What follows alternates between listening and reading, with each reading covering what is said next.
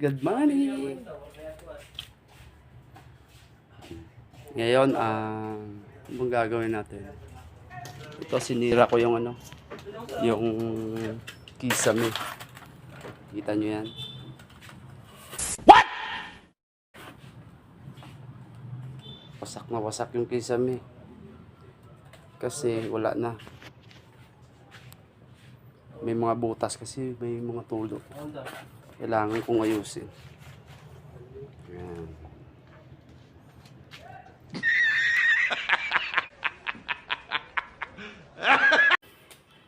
At dito na side, guys, gumawa ko ng yung panghawakan ng cellphone kasi wala akong pambili ng ng panghawakan ng cellphone, tawag doon, cellphone holder.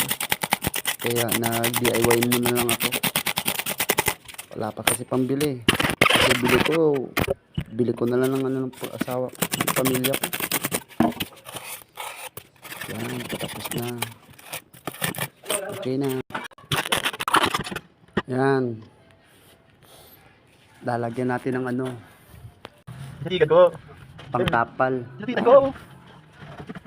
Kasi linisan muna natin kasi may mga tubig bago natin itapal yung bulkasil. Yan. Bulkasil muna. Masyadong